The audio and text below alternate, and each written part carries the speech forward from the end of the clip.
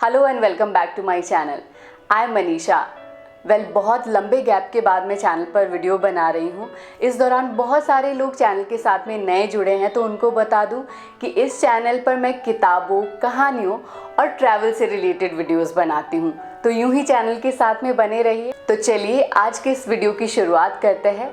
आज का वीडियो है एक किताब के बारे में, द ब्लू अम्ब्रेला, जिसे लिखा है रस्किन बॉन्ड ने। Ruskin Bond needs no introduction.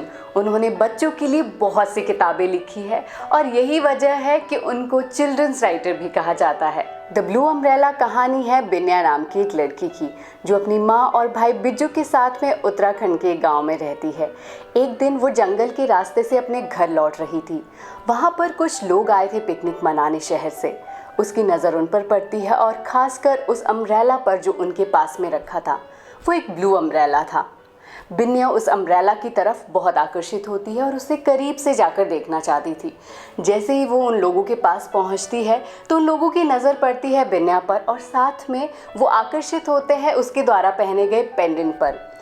वो पेंडेंट पहाड़ों में बहुत लकी माना जाता है, जो बनता है लेपर्ड के पंजों से। एक तरफ बिन्या उस ब्लू अम्ब्रेला को पाना चाहती थी, वहीं दूसरी ओर शहर के लोग उस पेंडेंट की तरफ आकर्षित होते हैं। तो उन दोनों में एक सौदा होता है।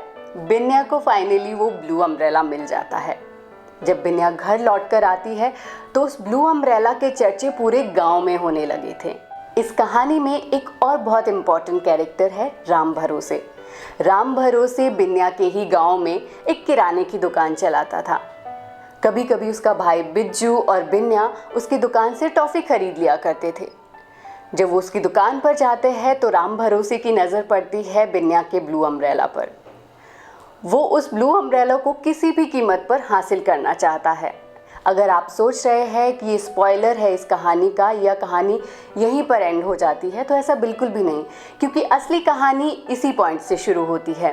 राम भरोसे अब किसी भी हालत पर उस ब्लू अम्ब्रेला को हासिल करना चाहता था और वो हर कोशिश करता है। पूरी कहानी उस ब्लू अम्ब्रेला के इर्द गिर्द घूमती है। राम भरोसे का लालच उस अम्ब्रेला को पाने को लेकर कितना बढ़ जाता है, क्या उसे वो अम्ब्रेला मिलता भी है या नहीं, ये सब आपको इस कहानी में, इस किताब में पढ़ने को मिलेगा।